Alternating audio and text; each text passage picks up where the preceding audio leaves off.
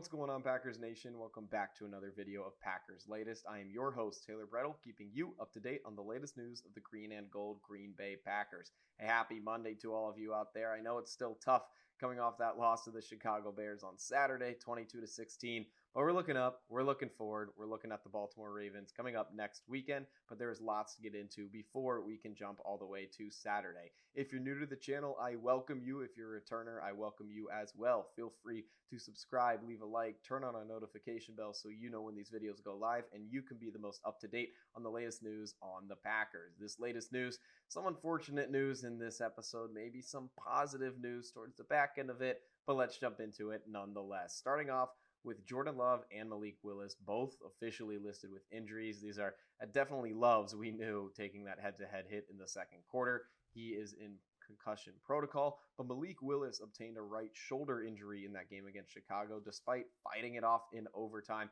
striking a nice pass on that drive that unfortunately ended on the botched snap. But Willis fell hard, or I should say he got tackled down and landed right on his right shoulder, which is his throwing shoulder, and that is an injury that is now being more monitored. And man, the Packers don't have any other quarterback on their 53-man roster. You know, if Willis was out for the rest of that game, it would have been interesting to see who Green Bay would have turned to. But now, with a couple days in between until now and Saturday, you can see that Green Bay could turn to Clayton Tune if they need to. That is the quarterback on the Packers practice squad. Again, just two quarterbacks on the 53-man roster for Green Bay, and they are both listed with injuries. So looking at Clayton Tune, this is a guy that played 5 seasons at the University of Houston, ranging from 2018 to 2022. He has just one start in the NFL, this coming with the Arizona Cardinals. It was not a pretty start, a game where they lost to the Browns 27-0. Tune finished that game 11 for 20, 58 yards, no touchdowns, and 2 interceptions. Not a pretty game, but that's 2 years ago. He's in the Packers system. Who knows what Tune could bring to Green Bay if he needs to be on that active roster. You look at if Willis went down in this game against Chicago, though, this is per Matt Schneidman on X saying that Josh Jacobs and Jaden Reed are the Packers' emergency quarterbacks, LaFleur said, if that situation was to arise. Definitely something that'd be interesting to see, but that you would never want to see because it would mean that Jordan Love and Malik Willis are both hurt. But interesting that Reed and Jacobs, are the two emergency quarterbacks. Later in that post on X, he said unrelated, and then in parentheses, maybe, saying Malik Willis is also dealing with an injury on top of Jordan Love's concussion protocol. So again, this seems pretty serious. This seems pretty real. Again, it's just Monday. We'll see later in the week. Official injury report when they're in practice on Wednesday will give us a better picture of where both Love and Willis stand. The tough thing about this with Jordan Love is with a concussion, it's kind of hard to monitor until a couple days down the road. But Willis with the shoulder injury should have a clearer picture on that earlier on. But nonetheless, this is very, very bad for the Packers. Again, Clayton Tune, it would be nice to see if he can do something for the Packers, but the expectations aren't fully there. Again, a later round draft pick out of Houston has not really found too much success in the NFL, but he's still staying on some rosters, possibly going to move from a practice squad to a roster spot for the Packers, but hoping he doesn't in the sense of Love and Willis are okay. You always want someone to get a chance if they're in a uniform for the green and gold, but for this sake, with the Packers just 2 games left in the regular season, you're really hoping you can have your top guys ready to go, or at least one of your top 2. And in that news, we're got to go to the tight end room where there is only one tight end that remains on the 53-man roster, and that is Luke Musgrave. Tucker Kraft with the ACL, he's out for the season. We've known that. You got Josh Wiley, who took that big hit against Denver. He's out. And then John Fitzpatrick getting hurt in this game against Chicago. You have 4 tight ends on the active roster. You were down to just 1 in Luke Musgrave. So the Packers are definitely going to have to call up a tight end or maybe find someone that's a free agent, get someone off someone else's practice squad, which is a likely scenario that Green Bay is going to go with. But if they look at just their own practice squad, there are 2 names that stick out that they could be leaning towards. Again, definitely getting down in the slim pickings, but hey, these guys are on a practice squad for a reason. They're wearing an NFL uniform for a reason. You never know what these guys can produce for Green Bay down the road. You look at the first name, McKalen Castles. Talk about a name. That's a pretty cool last name, McKalen Castles. He has not played a single NFL game in his career. And the second tight end option in Drake Dabney also hasn't played a single NFL game in his career. Interesting thing about Dabney, he comes from TCU, did play at Baylor for a couple seasons before that, but does come from TCU to where he was teammates with Savion Williams last season. They are both rookies this season. So again, two names on this practice squad, don't really know too much about. I can't really give you too much on them. You can look at college, but been a little bit since then. You want to see what they can do at an NFL level, and maybe one of them will get a real test coming up on Saturday. But this is Luke Musgrave's team. This is his tight end room, rather I should say, that he needs to carry. He's got a big deal with the blocks. He's got to take big deals in the receiving room. He's going to be asked to do a lot. So it's likely one of these two names will be called up to help fill in one of those two roles. But again, the Packers could also turn to picking up someone off a practice squad, maybe a Mercedes Lewis reunion with Green Bay. Who knows? That'll definitely be something to look at down the road. Good news about the Packers. Let's get into some good news. It's been a while since good news. If they win, they are in. The Packers control their own playoff destiny. If they win, they're in once more. The Pittsburgh Steelers and Aaron Rodgers took down the Detroit Lions, knocking the Lions back one more game. That knocks the Packers up one in the sense of how many you are away from clinching a spot in the playoffs. Each team now, between the Lions and the Packers, just 2 games left in the regular season, and the Packers just need to win one and they're in. Another way to look at it, if the Lions lose one of their last 2, the Packers are also in, but you want to keep rolling with the wins. The Packers have dropped 2 straight. You want to get back in the win column. You don't want to hope a team in the Lions lose so you get in. You want to focus on winning that game, getting in, getting everyone healthy, and getting the team rolling before the playoffs.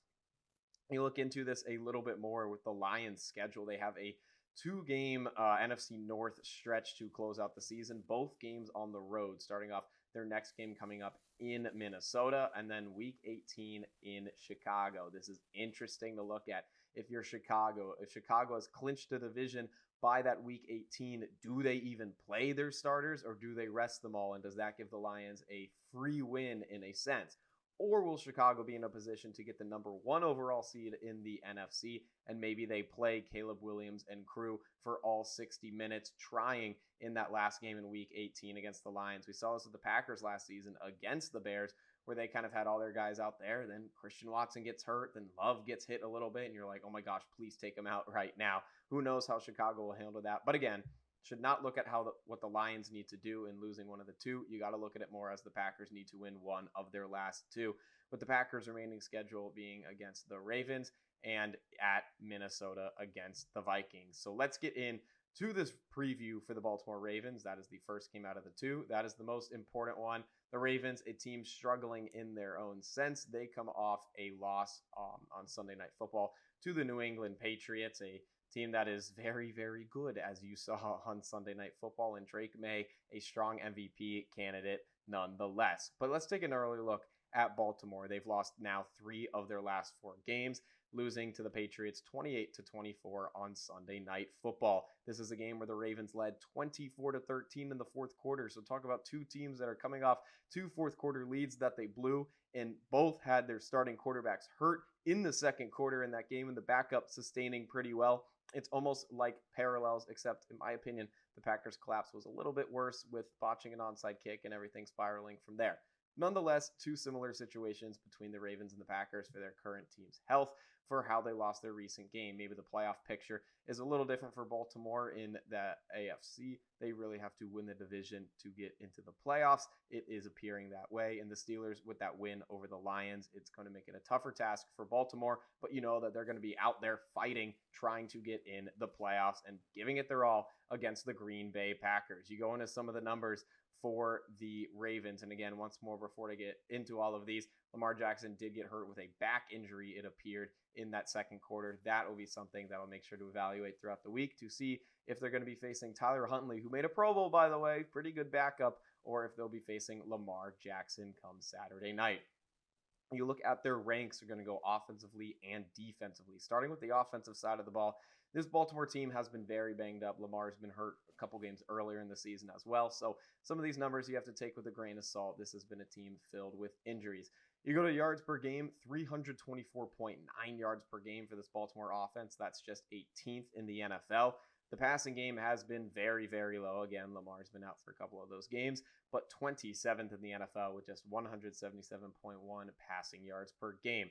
But if you're struggling that much in the passing game, you're very good in the running game. They are third in the NFL with 147.9 rushing yards per game. The team that sat above them are the Chicago Bears. So the Packers have been tested with a run threat that both happen with the running back and Derrick Henry for the Ravens and in the quarterback room. If it's Lamar or if it's Huntley, both guys have pretty good success on the heel-to-toe express.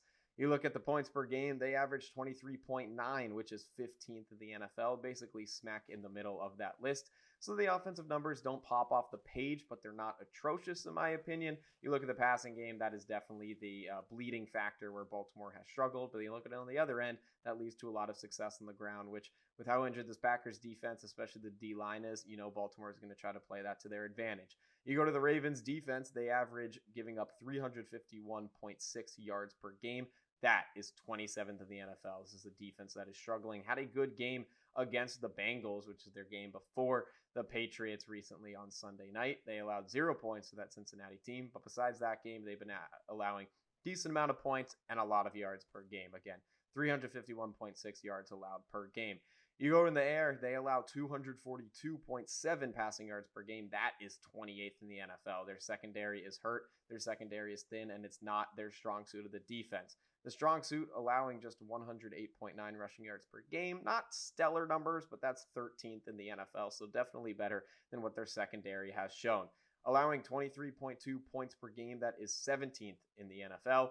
And you go more on the stats on the yards. They gave up 453 total yards in that loss to the Patriots, and 374 of those came in the air per ESPN. So those are going to be a lot to monitor with this Baltimore Ravens team. It definitely seems like secondary is their weakness. But if the Packers are going out there with a quarterback that is not Jordan Love or Malik Willis, maybe that will help out Baltimore because their weakness won't be getting attacked as strongly as it could.